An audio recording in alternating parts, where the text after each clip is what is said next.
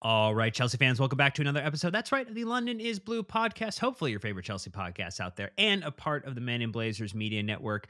Dan here. And look, it is not the podcast we wanted to be recording on a Sunday afternoon, but it is the one that we are obliged to do as Chelsea were unable to get the result at Wembley against a tired Manchester City, who were able to persevere and with one goal were able to slice through the aspirations, the only ones left to this side at the end of a season of bumps, bruises, and bad news that ultimately left people feeling underwhelmed about what this Chelsea team did. And look, I know we got Nick here, but we also got good friend of the pod, Ollie Glanville, joining us, who is at Wembley. And look, mood, attitude, how you feeling? You had to actually witness it in person, which I think, as Nick and I know, having seen two Wembley matches now, seeing the women win, which was phenomenal, and win the league, and then seeing the the men lose to Liverpool on penalties. It is a place where dreams can be made and then hopes can be absolutely shattered. Yeah, for sure, Dan. Yeah, obviously, we'd like to be talking about a final today, and in recent history, that's absolutely been the case for Chelsea. This is a very strange feeling walking away from a semi-final, not winning. Um, we're very used to winning that final, so yeah, a rare feeling. But yeah, we're not unused to coming away from Wembley feeling slightly disappointed. But yeah, it was a tough one to take. But yeah, let's get into it. Well, it was a tough one to take too, Nick, because before this match earlier in the day, and we have to shout it out at the top, the Chelsea women had a historic result against Barcelona. And as we were talking pre-pod, maybe the best Chelsea has one club result since the men's team won the Champions League final. An absolutely incredible performance by Emma Hayes and the entire Chelsea women's team that, again, we just have to shout out at the top. 100%. I mean, you want to talk about a, top to bottom game plan, execution of game plan, quality of play, taking your chance when you get it, that sort of mentality that we're used to seeing from the men's team manifest itself through a women's team that has gone through their own bumps and bruises lately in cups. They came out and absolutely put on a show against the best team in the world. And I think are in a position, if they do it again, to advance to the Champions League final. And that is no small feat. It would be one of the great results in club history, regardless of team, if they were able to pull this off. So if you didn't watch the first leg and you're like, what the hell are these guys talking about? A semifinal against Barcelona. You have to watch the second leg. You absolutely have to. If you are in England at all, any part of the country, get to Stamford Bridge. There are still tickets available. Get down there and watch this team, support this team, because man, they are special. Amen. Oh, that was a little bit of optimism and joy that we could throw into the beginning before we talk about what actually unfolded at Wembley and Chelsea's disappointing back half of the day. But Nick, as we do to summarize it in a simple fashion for people, we've got some through our match reviews that the individual listeners have shared with us. So let's use those to set the stage for how the match went. And again, there were a lot of unfortunate ones tied to a very specific player that I did not include, but I just want to let you know I saw those when I was calling the script. Like, they are not ignored, but when you basically use fuck player name, probably not going to get selected. Just putting that out there. Not clever enough to make the list. Sorry, guys. That's been the case for a long time. So this is not like recency bias taking over. All right, let's get through these. Andrew McDougall, friend of the pod, Chelsea. Heartbreak City. Yep, that's us. Spanish Joe with my favorite of the day by a mile, which is a picture of Jack Grealish looking silly and stunned with hands down beaten, which is, it's good. When we're not going to give a clear and obvious penalty, then you might as well make fun of it. The wasted GIF, of course, included here with all opportunities wasted by Darth Texan. Sith Lord Ryan, CFC equals can't finish chances. Damn, that's tough.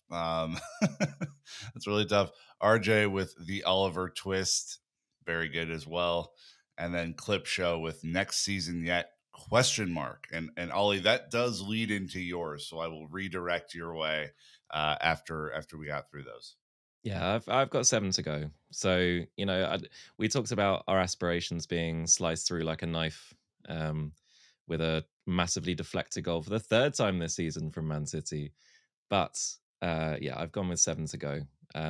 It's all in our hands in terms of the league, and for a lot of the season, that's been the main problem. But I'd say, it's all up there for us. We need to go and take it. Nick, what did you go with? Another missed opportunity. I mean, but this isn't my most clever or cunning one of these, but it just is what it is at this point. I mean, there are so many points that you could look at through this season. I actually think this season, more than any in recent memory, I want to go back and look at like the path not taken for the result that we got and what that would have done for us. And this is another one. You're going to drive yourself insane if you go back and do that. Don't go down that road. I think I'm going Look, to. I went with winless Wembley Whelps because our young team has not found a way to get it done at Wembley this season. So hopefully we can reverse fortune next year, but this year could not get it done either in a cup final or a semifinal. So stay tuned. Maybe we'll improve in the 2024-2025 Chelsea season. Getting quick admin out of the way. Thank you for everybody who leaves 5-star reviews on Apple Podcasts and Spotify. Super appreciated. We also enjoy everybody joining us over on YouTube and subscribing. Those who like and comment in the video, always appreciate it. And those who hit the bell icon to get notified anytime we drop a new video. You also can sign up for our free weekly newsletter. That's Sam. You know, Miss CFC Central writes. Very, very enjoyable, even after sad moments, or at least illuminating in sad moments. So I'm sure that's going to be the case this week as well. And you can join into the conversation with either a free or paid version of our Discord community. But look, the match was against Man City this past Saturday, April 20th, Earth Day, in the FA Cup at Wembley Stadium. Man City won, Chelsea 0. 84th minute, Bernardo Silva just getting one last goal in before he rumored to be leaving City at some point this summer.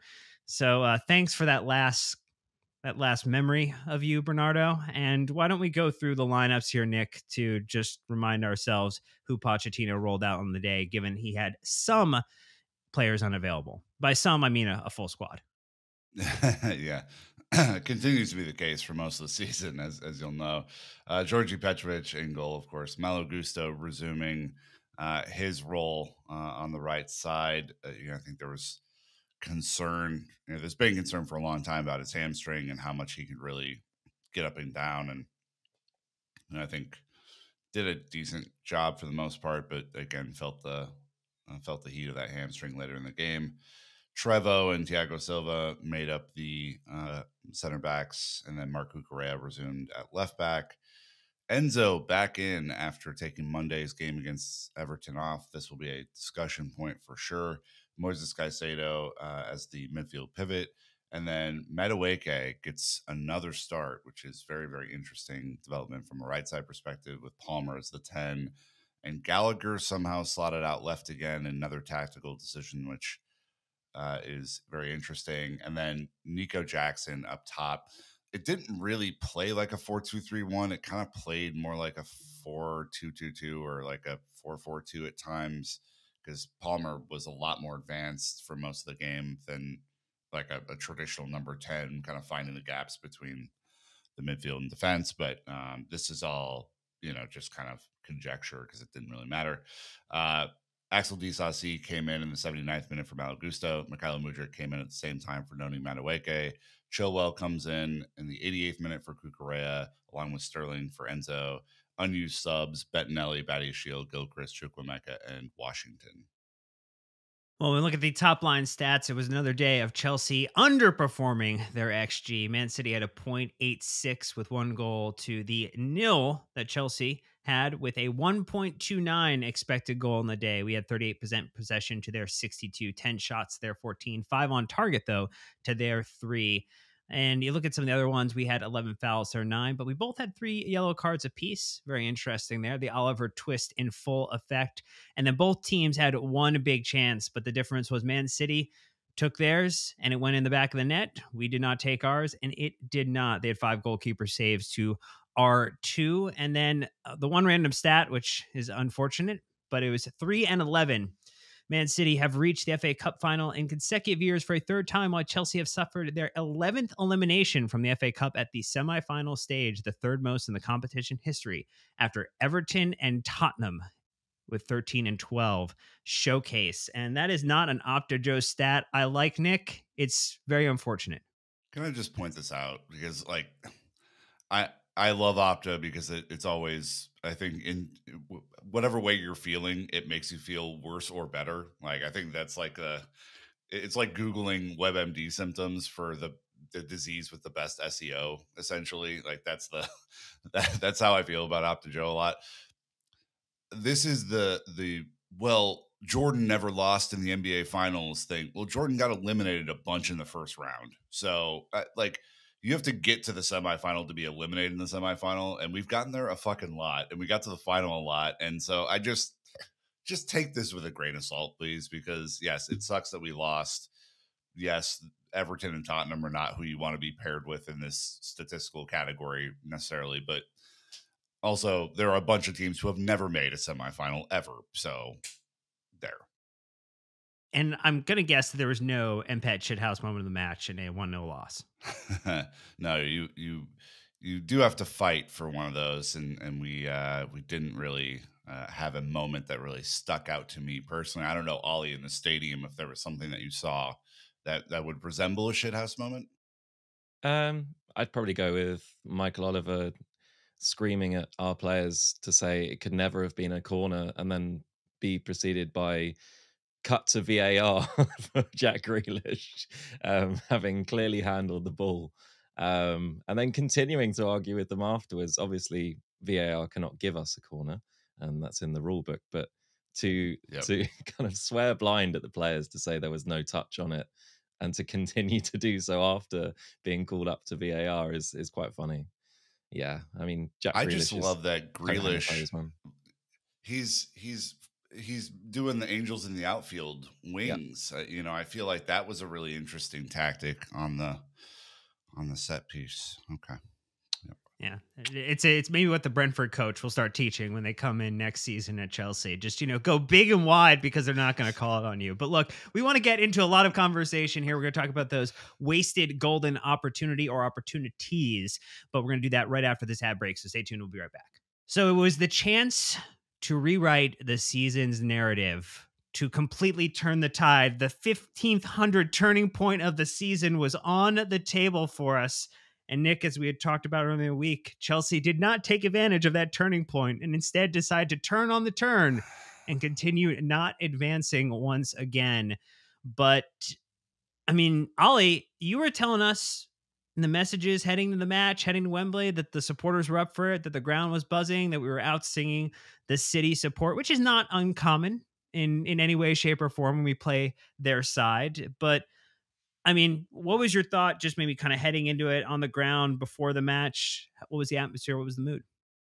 I mean, to be honest, a lot of, and these are fans who've been going to Chelsea for a hell of a long time, we were all pretty confident that we were going to take this. You're looking at City off the back of 120, 130 plus minutes, plus losing on penalties in kind of ridiculous fashion. If you think about Bernardo Silva's penalty, we're thinking, like, this is a team that's there to be got at if we want to play on the front foot, if we want to do essentially what we've done against them twice this season and just go at them, target their kind of weaker players, especially like a Walker, for instance, who's shown that maybe he's having a problematic season, we'll say.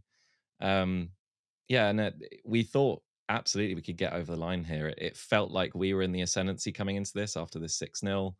And yeah, the fans, there's a great tifo before the game. A shout out to We Are the Shed for that, in terms of the blue and white placards holding up before the game. And we had Our Blood is Blue and We'll Leave You Never on a kind of banner out front. And then we are the famous Chelsea in the tier at the top for everyone who knows that chant. And yeah, it was bubbling, man. Like we had a sing along beforehand.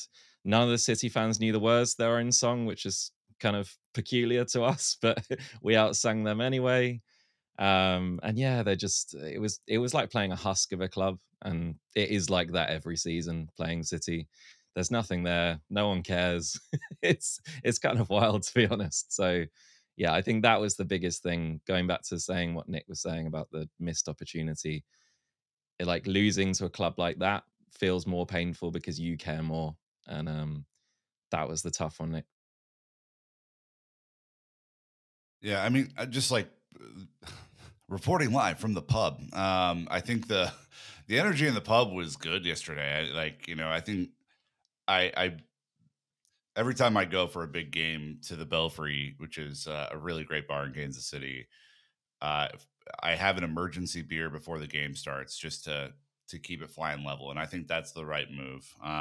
But I went through my emergency beer real quick yesterday, and so I had like an emergency beer and a half to start, and I was like, "Boy, I'm kind of feeling this one." I'm like a little nervy, and I think there was some nervous energy in there, but you know, big games are oftentimes cagey affairs, right? It's rare that you get the 3-2, 4-3 come out the gate scoring sort of result. Usually it's a little bit more cagey. And, if you've ever watched a really high level boxing match before, you'll note that they don't come out wildly swinging at each other. It's usually like trying to figure out body position, angles, and where you're going to like see an angle of opportunity to throw your best stuff. And I thought that was basically the first 30 minutes, to be honest. Like, we didn't really do anything phenomenal. They didn't really do anything phenomenal. We know how they play. They know how we play at this point. We've already played each other twice this season. So I think you're looking for something a little bit different in these sorts of matches. And we lined up a little bit different than we have in the two previous City matches, right? We had essentially that 4-2-2-2 look where we were trying to control the midfield. And I think in ways we did a good job, and in ways we didn't do a good job with that. As we'll talk about in a second. But I think for those who are like, man, I just wish we would have come out flying, it almost never happens like that. I mean, you'll remember a few seasons ago in a semifinal when we played a very hapless Crystal Palace, and it took until like the 80th minute for us to really get anything going. That's kind of how these things go. I mean, what Wembley affairs are typically not like the Coventry United game that's currently going on as we're recording this, uh, where United have shipped 3 goals in the second half to Coventry. But this is it's just to kind of set the table. Like, these are not the most like glamorous games that you'll ever play. So just want to kind of characterize that a little bit, Dan, for those who are maybe not used to watching these sorts of matches. Yeah, I think if we're taking the step back to look at the match now with the result in hand and identifying where we want to jump into the conversation, I think the headlines are around two things, right? It's around the players and Nico Jackson in particular, which we do want to talk about. But I think first we want to talk about Mauricio Pochettino just in general, because there's elements you can like from yesterday's performance. I think that, the team did get shots on target, had an opportunity to potentially win the game. But then there's also the management of the team, how we get set up into the week, how we play, potentially the selection of players who maybe are coming back off of fitness or might be closer to the red zone than they are to the green. And so I don't know where we want to start with it, Ollie, because I think there's like a litany of things where you could say, well, yeah, but Poch had this challenge and he had to kind of work through this and the whataboutism there. On the same side, you'd be like, well, Poch didn't do this thing, that he is the only person who can control it. And I think that's where we want to start, is like, how are we feeling after this match? We've now had a chance to see him coach in 2 semifinals. We've had a chance to see him coach in 1 domestic cup final. And we're definitely at the point where we have enough data and opinion on, is he doing enough to set the team up to win in these types of moments? Yeah, I mean, listeners may remember a little old game called Middlesbrough Away, when we set up to to counter a Middlesbrough side by offering them all their favorite opportunities. It did not look like we scouted them particularly well. Also, heading into this game, you may remember, like earlier in the week, we'd won 6-0, guys. Probably our best performance of the season. Probably the best we've looked in terms of a complete unit over 90 minutes. So, of course, going into this game against probably the best team in the world, you want to switch everything up here. Um, like, that's what you do, right? Everything's going well. You want to switch it up. It's like, roll the dice, guys. Um, so, yeah, I mean, bringing in Enzo after all that's come out about him, like the rumor mill has been rife with things about his sports hernia. That's been an ongoing rumor throughout the entire season. You know, friend of the pod, Matt Law, has touched on it as well in terms of the fact it's getting to the stage now where it's not just a rumor. We have to kind of take this thing seriously.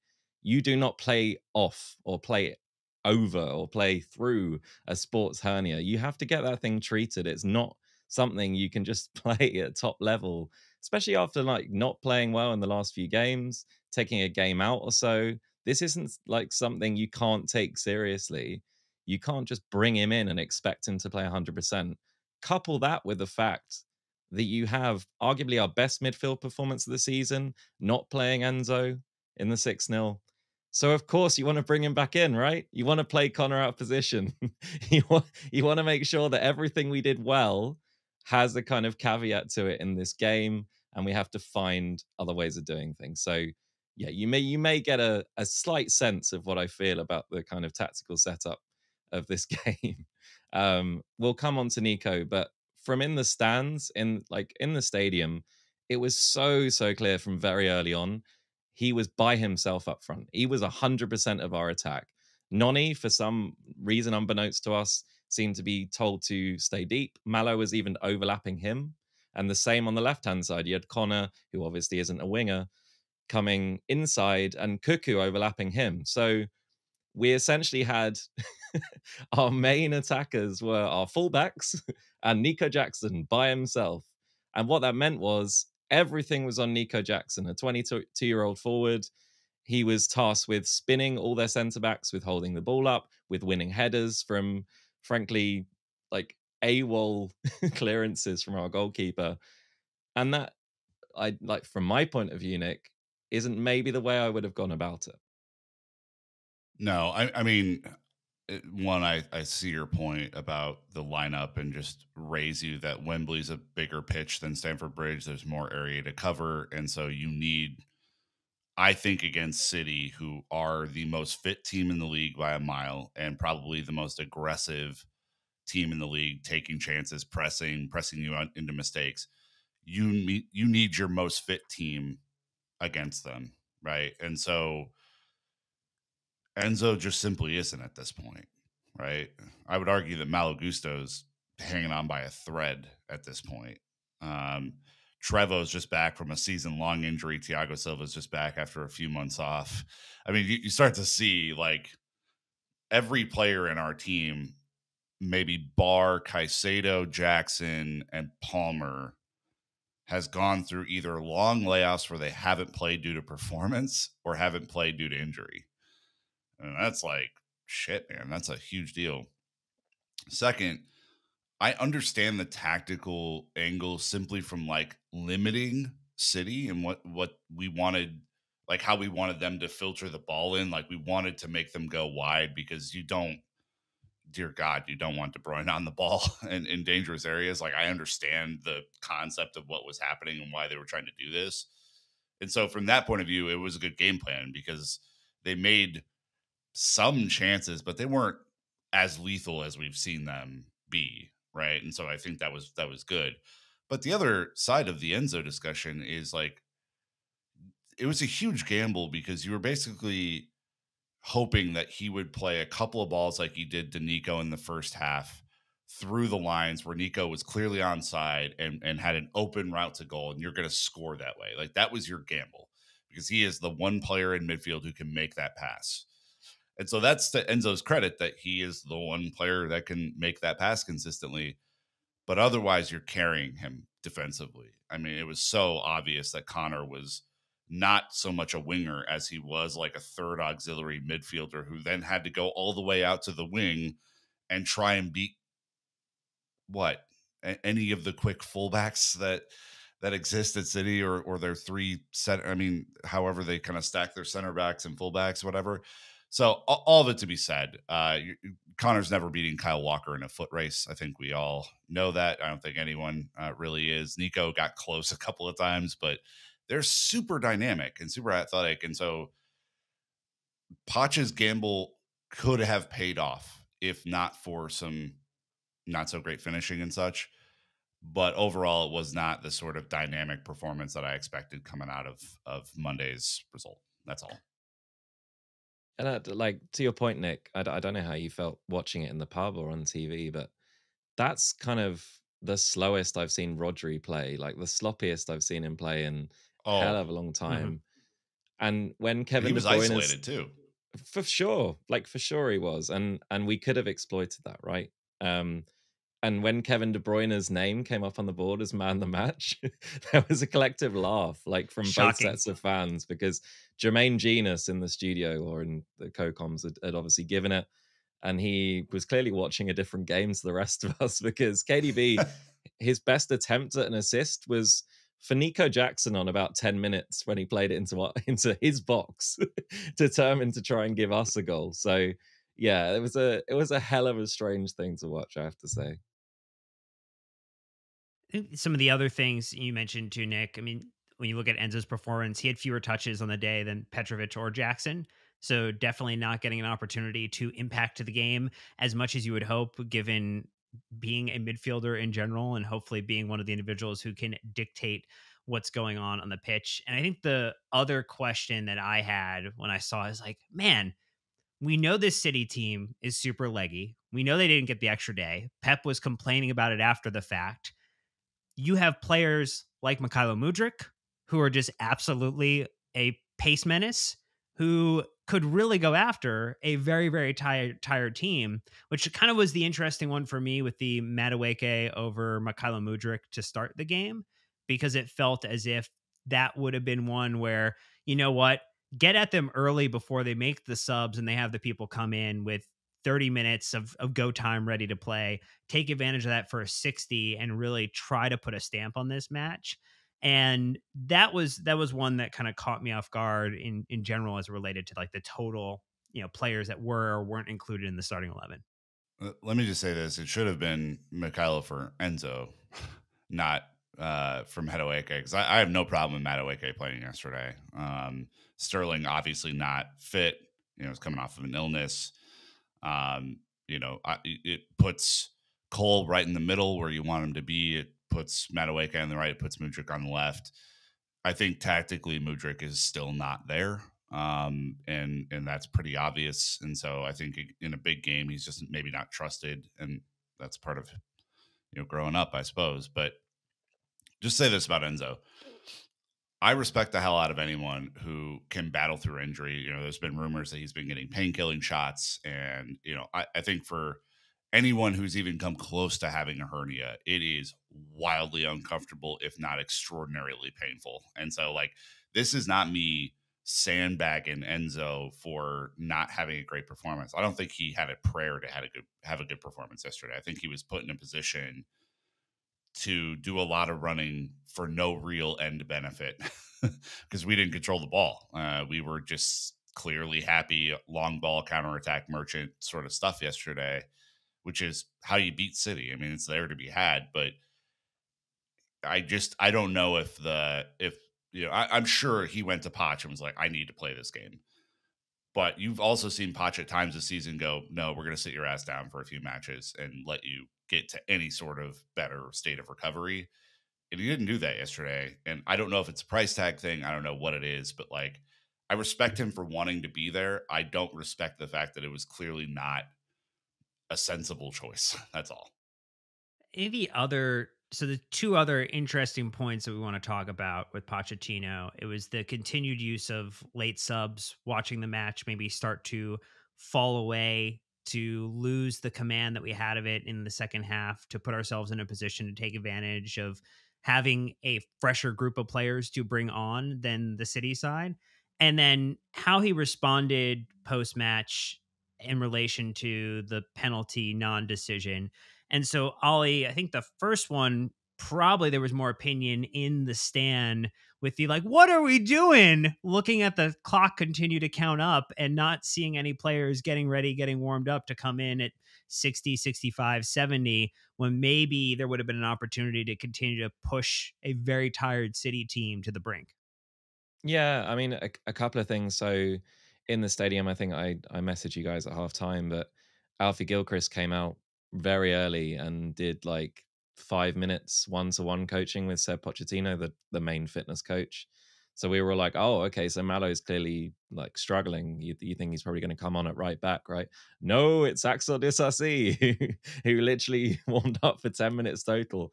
So yeah, there's just kind of a peculiar one, but also yeah, just the timing of the subs, right? Because you get a sense when you're watching the game, whether at home or in the stadium, when you're up, right? And you have to capitalize on that. It comes in waves. You can see when City are going to be on top again. You can see when we're kind of getting to a stage where if we score now, it's our game. They'll probably just sign out from this game, focus on the league.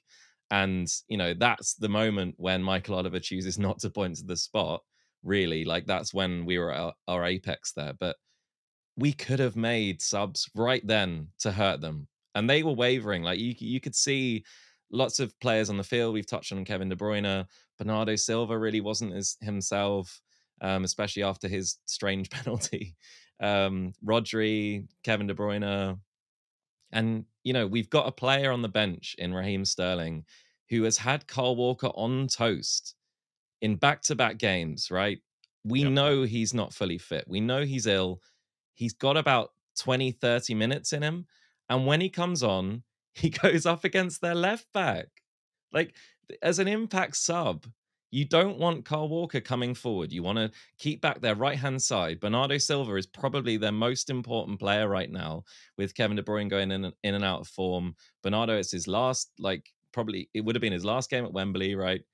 And it's just, you choose the most impact you can have at the best possible time. To me, that feels like the most simple way of doing subs, right? Yes, Mikhailo has all the pace in the world. We know that. Doesn't necessarily have the tactical discipline. Raheem, you put him up against Kyle Walker, it's a cheat code, man. It's a cheat code. Like, it's worked every single game against him. And to not use it like that is kind of wild to me. But also, yeah, just the timing of the subs. We've got like a double sub just before they score, right? Because Axel has to face up against Jeremy Doku. And we're in the stands going, as soon as Doku comes on, we got to react to this, man. Like, it's not Mhm. because Malo is necessarily can't play through the whole game. You got to react to Doku. Doku is a completely different threat to Jack Grealish, right? He takes pace up to 10. He's so much more tricky than Jack Grealish. He's not just there to win fouls, he's there to actually create. So you need to put someone up against him who can be seriously aggressive. And we thought, okay, he's put Axel up against him so he can keep him at the halfway line, right? Be super aggressive. Don't let him past you. Take the foul, take an early yellow card. Just make sure he doesn't get to the edge of the box.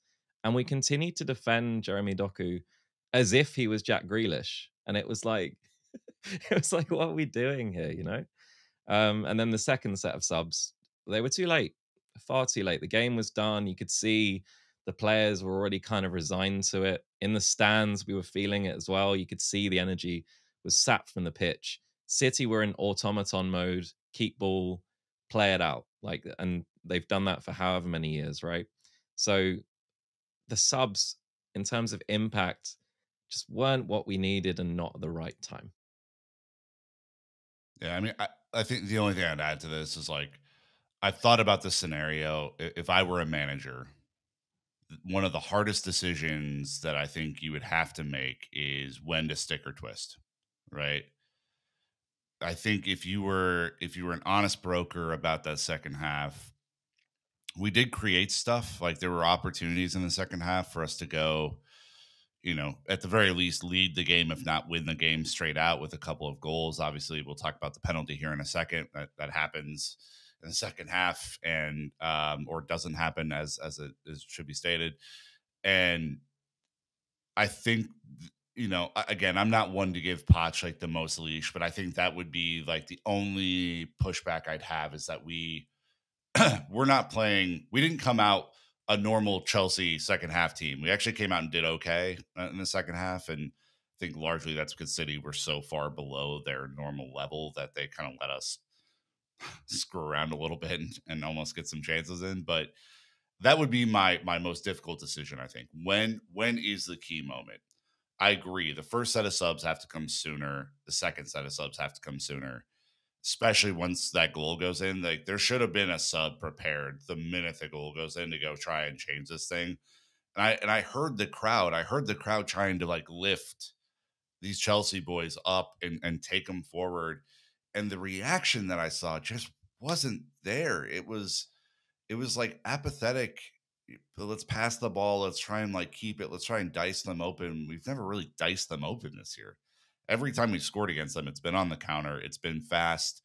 And we just stopped doing that. And I think at the end of the day, like that just I think is a mentality thing. The reason you haven't won at Wembley in so long is a mentality thing more than anything. It's what's between your ears. And it all matters, right? Coaches' decisions matter, player decisions matter.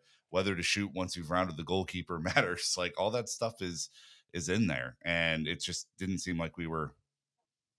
Yeah, Well, and if you make those 88th minute subs of Ben Chilwell and Raheem Sterling earlier in the match, maybe you get one or two more whacks of the ball at that. Ben Chilwell in a great position to potentially square it into Raheem Sterling with a cross and just tap in an absolutely easy goal to convert.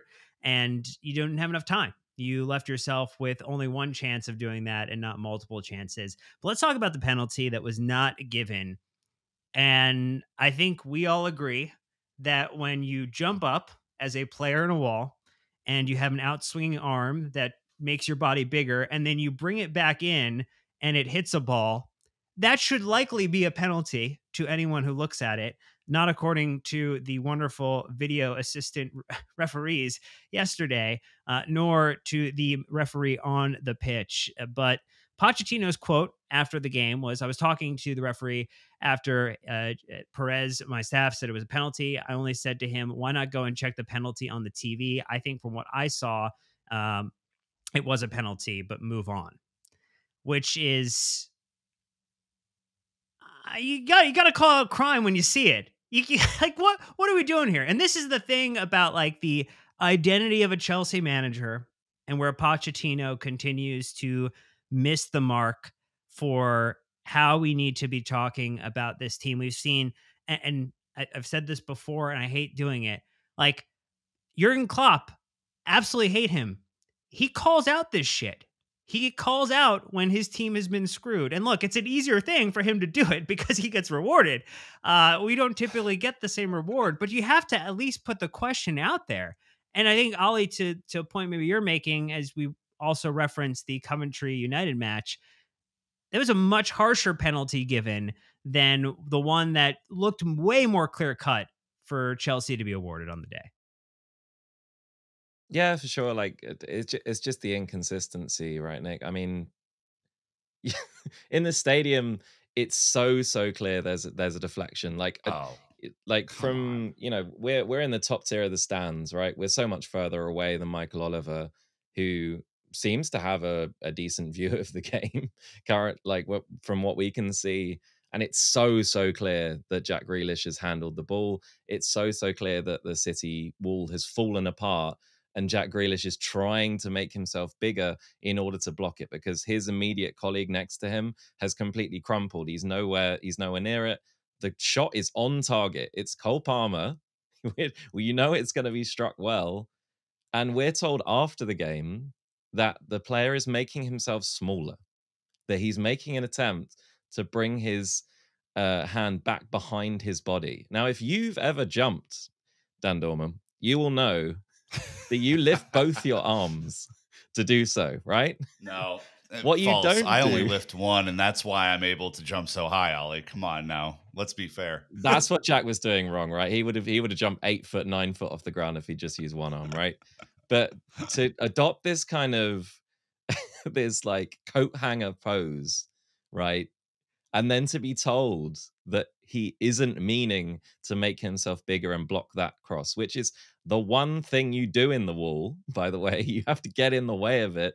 He's clearly doing it. I mean, it's just insane. And the fact it was 20, 30-second check and completely dismissed out of hand is mad to me. Like, we've had checks for 2.5 minutes for goals that were so clearly onside or so clearly not needing to be disallowed. And then you get 20 seconds. It was 0-0 at the time, right? So it's basically like a key moment, a pivotal moment in a semi-final between Chelsea and City, and you don't even look at it, man. It's a clear and obvious error, which is the standard. Okay, like it's not remotely up for debate what he's doing. The ball is going to go in between his body and where his arm is at, and he lowers his arm to deflect the ball. I genuinely do not understand any other interpretation of what is going on. I had Liverpool and Manchester United fans text me yesterday going, "What the fuck was that?" Like, not huge fans of ours, by the way. Like, not wanting great success for Chelsea Football Club, but like, it's like a 3-year-old could watch that and be like, "Daddy, his arm came down and hit the ball." Like, that's what it was. It's fucking crazy. Again, PGMOL, VAR, the whole thing completely needs to be retooled. Completely needs to be retooled. It is just abysmal. It's embarrassing to the game. It's embarrassing to the intelligence of the fans who are watching the game to fuck around like this. I mean, and I have no doubt, by the way, that Coventry were given this penalty because we weren't yesterday. I have no doubt about it in my mind. If you're telling me there's no knock-on effects of these sorts of bad decisions, I guarantee you, this is why, like, Nottingham Forest just put out a tweet saying, like, we're going to look into whatever action we need to take because the VAR referee is apparently a Luton fan from their match against Everton today. Like, this is what needs to happen to make real change here.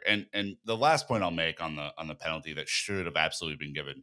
There's no guarantee we go on to win this game just because we're given this penalty, by the way. Like, let me just say that very clearly. Like, we clearly then give up a goal 20 minutes later and could have gone an extra time and, done the thing that United are doing right now. But like, these sorts of decisions are so easy to get right. They're so easy to get right, guys. Like, all you have to do, look at the position of the player and judge to whether he has infringed upon the ball's flight path with an arm that moves. Like, I think all of us could say, like, a point blank shot that hits a hand in a penalty box, whatever, that's like semi near your body. Like, I'm never for those being given. This is not that. This is, of course, not that. There's 10 yards the ball has to travel to hit Jack Grealish, and it does, and it's very obvious. And this is worth getting sent off for if you're Mauricio Pochettino. This is what we want. Like, I'm not saying it's ever a great decision to get sent off as a manager, but like, throw the biggest fucking fit that you possibly can at this injustice. Like, throw everything. Throw your water bottle at Oliver. Like, do the whole fucking thing. Like, go crazy, because until someone starts taking us seriously, I don't know what else we can do. Yeah, very, very good question to keep in mind and to consider. We're going to take our last ad break, and then we're going to get back to talk a little bit more about Mauricio Pochettino and how this reflects on the very, very end of his season, first season at Chelsea, maybe only season at Chelsea, and what that relates to as a grade so far, and then talk a little bit more about Nico Jackson on the day. So stay tuned. We'll be right back. All right. So just maybe from a snapshot perspective, Mauricio Pochettino currently one cup final, lost, one cup semifinal, lost, but did advance far. So, I mean, with a very young squad. So I think that is, at least worth some recognition, even if the job didn't get done. And currently sits 9th in the Premier League, well beyond the current European spots. And, again, thank you, Arsenal and Liverpool, for not, doing good things in Europe, but also doesn't help the coefficient, doesn't increase the number of European spots. So 7th looks good enough at the point to acquire a trip back into European competition, not the ones necessarily want to be involved in, but it's Europe, so we're not going to complain too much. As it relates to things that have gone well for him, I mean, we've seen some players with some improvements. We've seen players like Cole Palmer with a meteoric first season rise. Nico, we'll talk about a little bit, has definitely improved in the back half of the season versus where he was in the earlier parts of the season. We've seen really strong performances from Conor Gallagher, and he seemed to improve this season. Caicedo playing himself into a bit of a more stable state. So there are some players you can point to and say, like, oh, there's improvement here. But there's also a team that continues to be one of the least fit and most injury prone sides. And while some of that is down to individual players, part of that's also down to the conditioning, the training regimen that we put in place. So there might be a big question mark, not just about the medical team, but how we're training and setting up to play the matches. And then there's the absolute difference between being a really great first half team and having no ability to play in the second half at the Premier League level, basically a relegation side if you only take second half performances in this season. So, Nick, I know we've got 7 to play, as Ollie put at the top of the pod, but how is this affecting your grade or how you feel about Mauricio Pochettino's first season with 7 matches left to play? We don't have a complete data set, so let's just say that up front. Like, we have 7 more matches to go, and that's of course when we will kind of judge the entire picture. I think the highest he can go, if we're able to wrangle 6th out, which is, not impossible, but I wouldn't say like super likely either. The highest he could go is a B minus for the season, the absolute ceiling. Right now he's a C minus for me, which could easily become a D or a C easily, just depending on how things go. If you finish 9th, it's a 3-place improvement from last year. Again, the points are going to be better, but like not enough to make me feel great. Obviously, all the caveats that you just said: young team, injury, problem across the board, a lot of chaos at the board level, a lot of stuff that isn't in his control. The stuff that is mostly in his control: the training, the performances, the team talks, the way you set the team up. I just think is not really a passing grade for me right now. It's a C minus. I don't think that's too harsh. I don't think it's going too easy on him. He's an experienced manager who was brought in to coach a young team because he had experience doing that. And we've seen some players improve for sure. We've seen a historic season from Cole Palmer, and I don't think that's a mistake that, Poch has done a good job with him. And we've seen other players not improve this season. And so that's where I'm at, C minus. Ollie, how are you feeling? Yeah, I'm kind of in the same boat. Before the season, guys, that I said I had 2 cast iron expectations from Mauricio, and that was to make the team fit, build a squad that could compete 1 game a week for the majority of the season, and have the majority of your squad fit enough to compete. And the other one was player development. I wanted to see that I acknowledged that there was a really young squad, and that I wanted to see week on week improvements, right? And I don't know about you, but I don't think we look like much of a fit squad right now. We There have been moments this season where it's been almost comical, where we've been given the club official injury list, and then within hours we've been updated when in actual fact that the injury list is out of date and that we need to add several names to it, or whatever, right? I have no doubt that it is a difficult job right now to be a Chelsea manager. I have no doubt of that, and I haven't done for some time, especially since the takeover. Before that, I'd argue that being a Chelsea manager was pretty simple, really. You come in, if you do well, you win trophies. If you don't do well, you get a nice payoff, right? Right now, you have to put a bit more into that. And I think what that requires is a passion for the job, a job that you want to be at, a job that you can reach out to the fans to get that trust back to you. And right now, there's a lot of kind of hollow negotiation going on. It feels like a lot of the time when Mauricio speaks, he's talking to the media and not to the fans. It's tough. It's tough to watch. a lot of fans, I would say, tend not to watch those press conferences now because it feels kind of rehearsed, right? In terms of the results on the pitch, I think a Chelsea side gets to Wembley most years, right? There hasn't been a year in recent memory when we've not been to Wembley. We tend to win semi-finals. We did do in the League Cup, but not Wembley.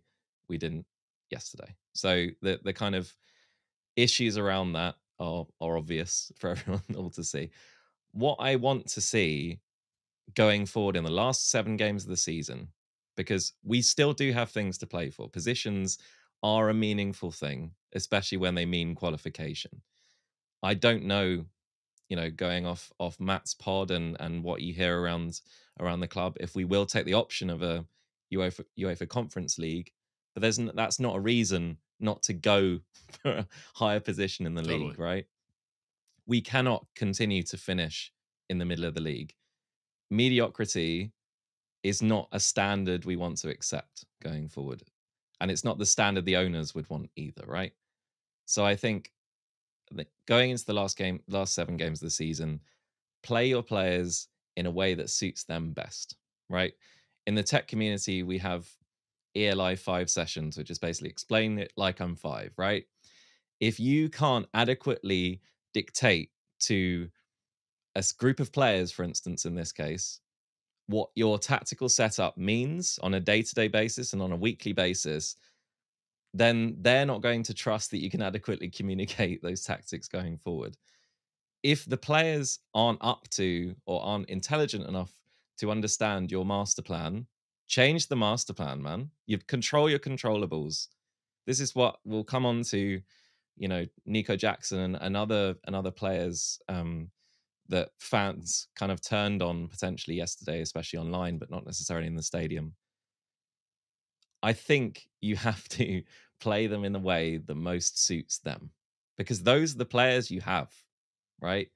Part of development is teaching them the right thing, not overexposing them to something they can't maybe do right now. I think that's all part of it. Yeah, I think that we'll have a lot of conversation after this discussion about where Mauricio Pochettino sits in terms of a 1 year performance as a Chelsea manager. And you would hope that the board, that the sporting directors, whomever they might be at the end of the season, because all of it should be up for debate given how this team has played. Because boy, oh boy, given how Nico was just a little off the mark in this game, wouldn't it have been nice to bring on a bit of a senior striker, a little bit more of an experienced head in the dying moments of this match to try and get something out of it? But I think But Nick, you also, at the sporting director level, just to point this out too, they bought injured players multiple yes, times. they did. So, it's kind of where I give Poch a little bit of slack in my brain because it's like, Lavia wasn't ever going to be healthy this season. I don't think. Like you look Oh, at the way maybe he he came in, was. maybe, who knows? But like at the end of the day, like what happened is he's been injured all but 33 minutes of the season. So take that for what it is. But they bought an injured player. He was coming off an injury, right? Nkunku coming off an injury. These are not guys who have been healthy previous to us buying them. And that's not to say they can't get back healthy, of course. But then you've tossed the medical staff halfway through the season. Some folks have left on their own volition. Some people have been taught like it's been a shambles, like top to bottom. And I don't think, as you just rightly stated, Dan, that like you can wholly judge the whole, the players and the coach without looking at decisions that were made above their pay grade. Well, talking about decisions in some that were taken and some that were not, Nico Jackson had some decisions to make on the day. Didn't always make the right ones as it came to rounding the keeper and maybe deciding to shoot versus not shooting in the right moments. Had 3 total shots on target in the day. The only big chance that Chelsea registered was a miss. He had 37 touches, which again was more than Enzo Fernandez on the day, which was not great for a central forward playing against the Manchester City side. He had 3 out of 8 ground duels won, 2 out of 4 aerial duels won. Was fouled once, had 2 fouls, and in general, had the opportunity to place himself in a very central position, though he did kind of find himself out on the wings at time, really in that Nico Jackson versus Kyle Walker show for the majority of the match. I think there's a lot of questions, and I think you kind of rightly put it, Ollie. I think the discourse online versus the discourse on the ground and in the stadium, definitely wildly different between the two. How was it being perceived in the stadium? And maybe then Nick, we could talk about just how it was perceived online and a different thought there too. Yeah, I mean, there was a lot of resignation, I'd say, in the ground when we went 1-0 down. To that point, I think there'd been a lot of positivity. You're talking about a young team who, yes, is not perfect, and we've talked about kind of how we roll the dice, right? Every game, and it feels like if it comes up all sixes, then we're putting in every goal. We're scoring like wonder goals, like we have done in this FA Cup run, like we have done in recent league history. So yeah, I think from that perspective, I completely get it. What I don't think you get watching on the TV, especially on a pitch as big as Wembley, as Nick touched on earlier, is the isolation we had, right? Nico Jackson even running through one on the TV, you're screaming shoot at him, right? Everyone is screaming shoot. Lob the keeper, shoot, go round him and shoot, etc., right? What I would argue is that this guy should not be 45 yards from the next player. I want Noni Madueke to be up there with him. I want a left Yeah. winger that is not named Conor Gallagher to be up there with him. I want it so that when we make these chances, it's not all down to one guy, one 21-year-old, one 22-year-old, one 23-year-old to make the right call right then. Because let's be honest, we have not done that a lot this season. And the vast majority of our squad has made terrible mistakes and terrible decisions at various times this season. And that's part of player development, right? What I will say is, I was also shouting at Nico Jackson to shoot when he ran through. I think as soon as he rounds the keeper, takes it wide, the chance is potentially gone. But what you can't say is he panicked in that instance, because he absolutely didn't. He wanted to go round the keeper. He went round the keeper. He turns around. He has to wait for a good 2-3 seconds for Cole Palmer and Conor Gallagher to join him, who are his closest teammates. City have 5 back by this stage. And that exposed the game plan to me. Like, so much of what we were doing was based on City mistakes, and we weren't even forcing these mistakes, guys. Rodri was passing us the ball. Kevin De Bruyne was passing us the ball. That move was all down to a poor crossfield ball that was cut out. Enzo had it. He had the pitch to aim at. He puts a perfect ball over over the top to Nico, and we run through. But that can't be the only way you create chances against City. That can't even be the master plan, right? Because it's coming from their mistakes. And it was the same in the second half when Nico had his header. And again, I think he gambled thinking that the keeper was going to come to the near post more than he did. So he was trying to head it back across goal. Yeah, it was tough. It was tough. But I think I don't want a position where all of our chances to win comes down to individuals making perfect decisions time after time after time. You think of the best teams in the world right now, essentially, they can play football with their eyes shut. They have easily replicable moments that don't rely on high XG chances at all, really. They rely on kind of cutbacks that have multiple chances to put the ball in the back of the net multiple times a game. Erling Haaland, and we touched on this however many years ago when we were saying potentially we should have signed him. If he was in a Chelsea team right now and he was missing the chances that Nico Jackson was missing, he would be pilloried in exactly the same way. And if we look at City's season, he's actually not put out the numbers that you'd expect him to, even though he's top scorer.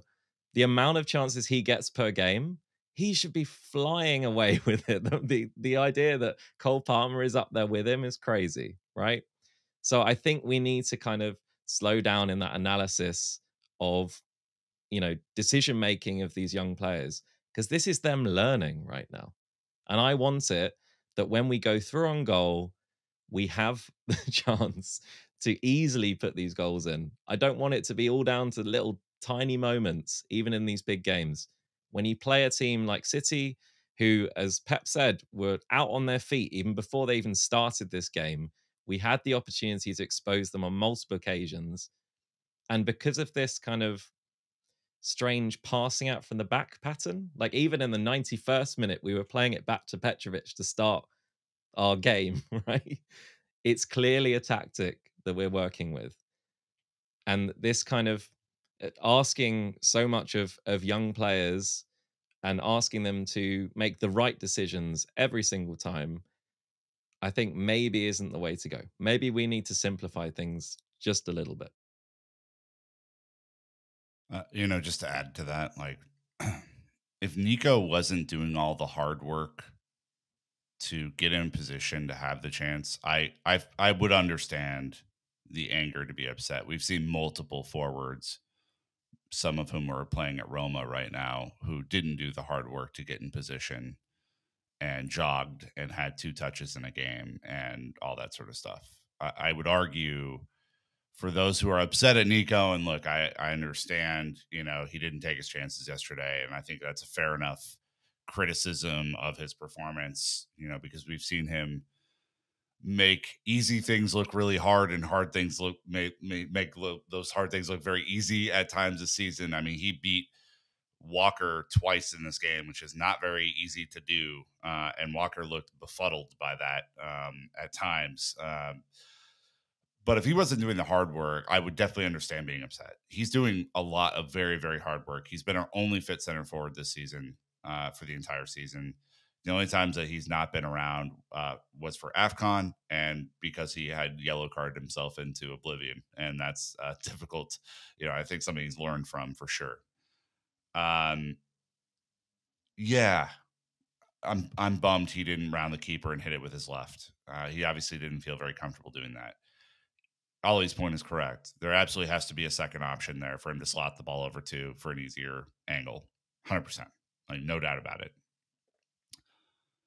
I'm not going to judge him super harshly on this because, I think the point is that he was doing, it was 1 against 3 or 4 for most of the match, and he did the best job he could, not being a Giroud type who can both capture the ball and then advance it and then make the run, and because there was just no one around him. And to add to this fact, we haven't talked about Cole Palmer all game because there wasn't anything to talk about. City absolutely, it was clinical the way they took him out of the game yesterday. It was clinical. It was they were brilliant at it, and you have to give him credit because they were not going to let him dictate the play again. They just weren't. He had so little to do with this outside of winning a very clear and obvious penalty that we've already talked about. Like, the support staff just wasn't there. Madueke didn't have his best game, obviously, and we've talked about the other winger situation and Connor and how we played. Nico did so much hard work in this game, guys. Like, rewatch it. I know it's frustrating, and at the end of the day, it's part of the reason that we lost. I'm having a hard time getting on top of that performance too much. Yeah, it feels like on a day where Trev Chalobah is likely the best player in a Chelsea shirt on the side against Manchester City, you don't necessarily want a defender to be the best player. You kind of need one of your attackers to be the individual who gets it done and can create some separation between the two sides. And I think with both Nico and Cole really having to fight to get anything out of this game, particularly in the fact that Nico shifted a little further left, Cole shifted a little bit more further centrally, which did not suit him terribly well. I think we got to see a little bit more of the sprightly behavior as it's like, oh, he can play right wing again. That's a much better place and space for him to operate. That was a nice thing to see, but still, I think a lot of questions and still questions to be answered over the last 7 games of the season, particularly as it relates to where Chelsea are going to go from an attacking options moving forward. I think outside of Cole Palmer, I think everybody is open to question and examination for next season as to if they would be a part of the starting lineup, and that is, I think, a lot of fair questions to be asked. And I would just say this, like I wrongly stated after the game on Twitter that I thought it was a bad performance, and then I edited that because I don't think it was. I think what sucked for me is like the focus waned in the second half pretty obviously. It got pretty sloppy most of the second half anyway. And we didn't have the clinicality as we haven't most of the season to finish chances that would have won us the game, right? We had more shots on target than City yesterday.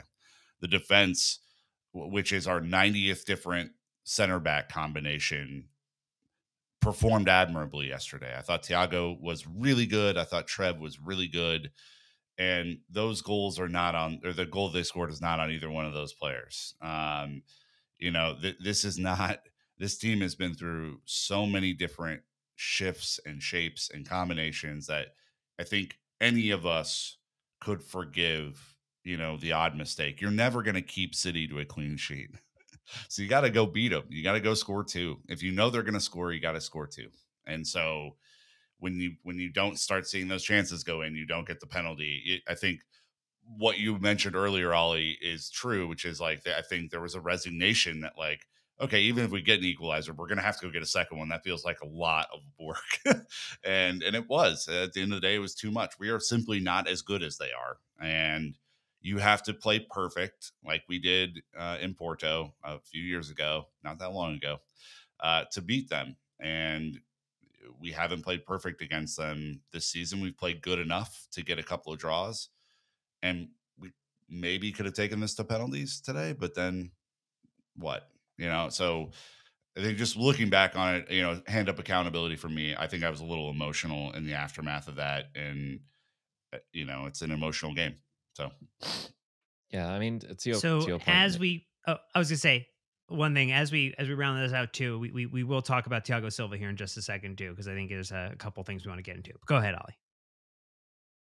Yeah, no, just to Nick's point, I just say like the last 7 games of the season, embrace the chaos, man. Like this is not a team that does exactly what you know it can do.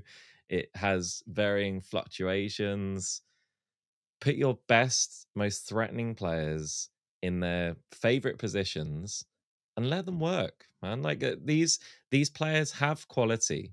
Like I've seen so many takes about like a lack of quality throughout the squad. In terms of young players, like there is so much quality here. Yes, they're not like fully realized talents, right? And we know that. And we know they have flaws and issues going through the team. But I would argue that if you had Cole Palmer on the right yesterday, you brought on a Carney Chukwuemeka who has been impactful at various times this season through the middle, and you had maybe a Raheem Sterling from slightly earlier on the left hand side, all being able to play up with Nico for that last 20, 30 minutes, I think we could have seen a different result. And I think that team on the pitch may have hewn a different opportunity there. And I think that's something hopefully that Mauricio can think about for our next game. Just no more square pegs in round holes, because when you set out to contain a team as good as City, oftentimes it hurts you more than it hurts them. That's kind of my final thought on that one.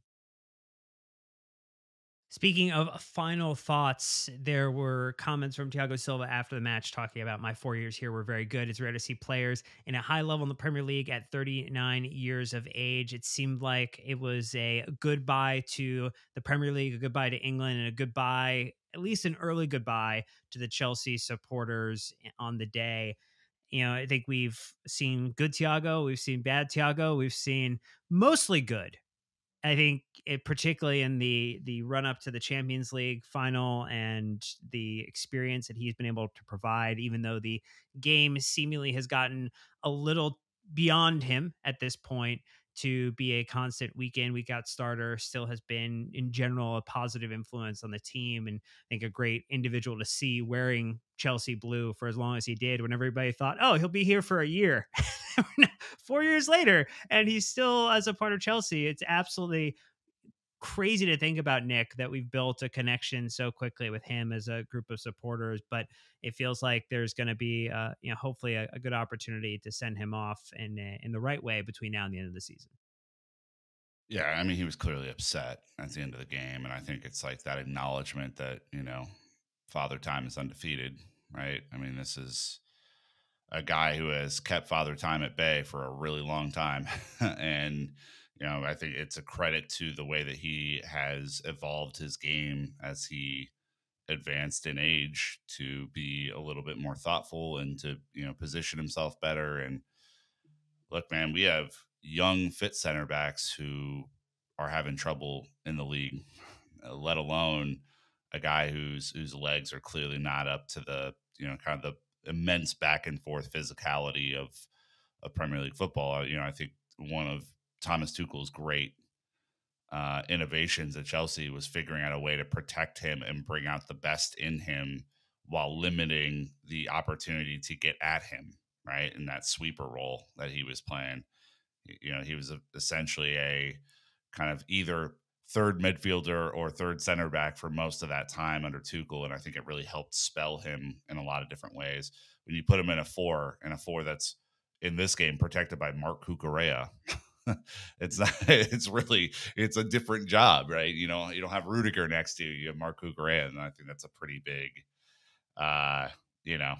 pretty big deal. So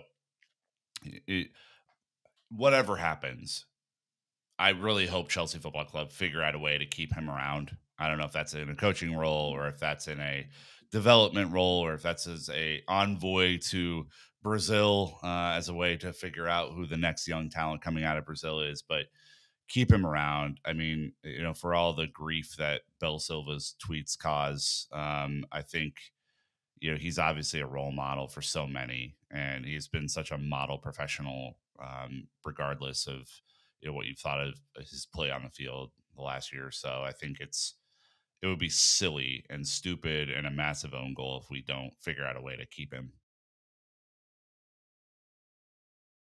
Yeah, 100%.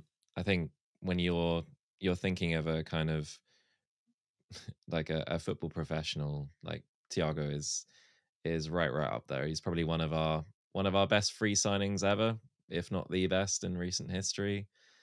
He came from PSG to win the Champions League, as the famous song goes.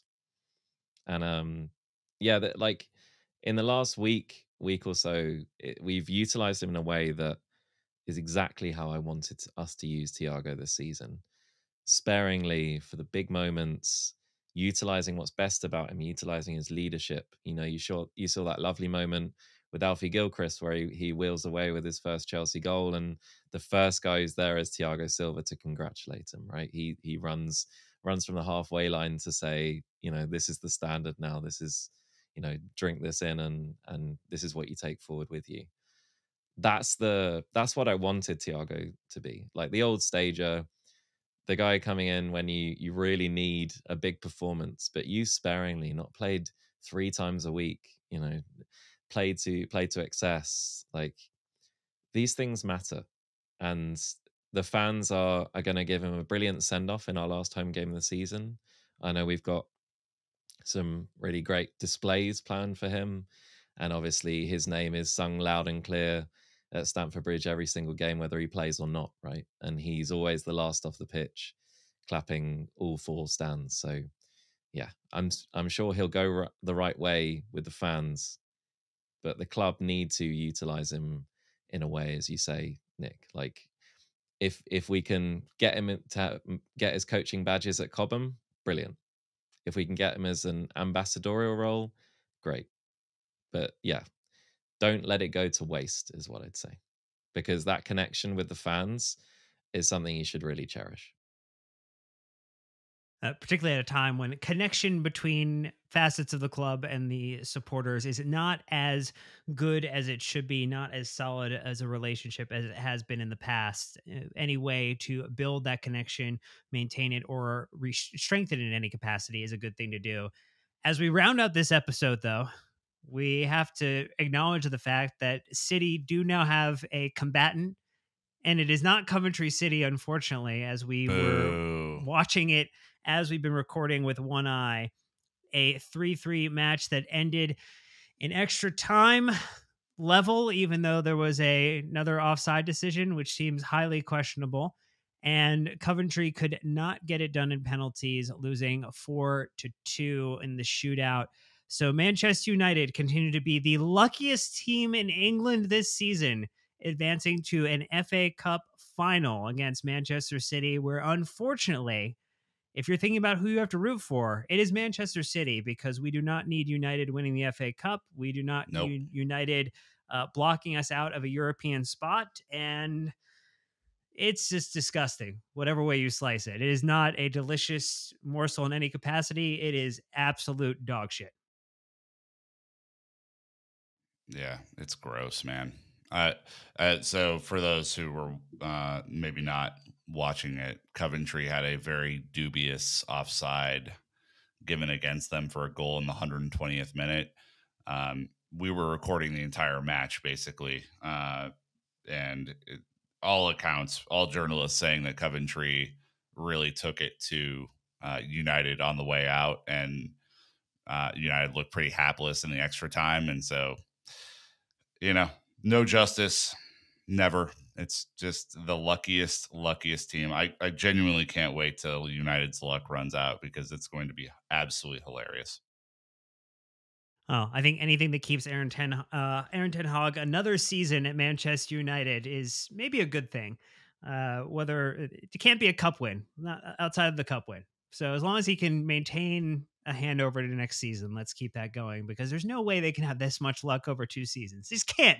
And it would defy all logic. But that's going to do it for this episode, because we are done dissecting Chelsea's loss to Manchester City in the FA Cup semifinal. We've talked about Mauricio Pochettino. We talked about Nico Jackson. We talked about player performances on the decent side and not great side. But Chelsea are going to be back at it very, very soon, because the day after this episode drops, it is Arsenal in the Premier League. And boy, oh boy, the best thing you could do after a result like that against Manchester City is taking any points, whether it's a draw or a win. Any points off of Arsenal right now would be a reward, and would absolutely, as Ollie pointed out, an opportunity for Mauricio Pochettino to rebuild and re-strengthen his connection as a Chelsea manager by making sure Arsenal do not win the Premier League. That would put a smile on a lot of Chelsea supporters' faces. Yeah, 100%. And as a kind of lifelong North London Blue, the role of spoiler is definitely the one we need to take this week. Well, that hopefully is what we will be back to record about and talk about with you later in the week. So until next time, Chelsea fans, you know what to do. Keep the blue flag flying high.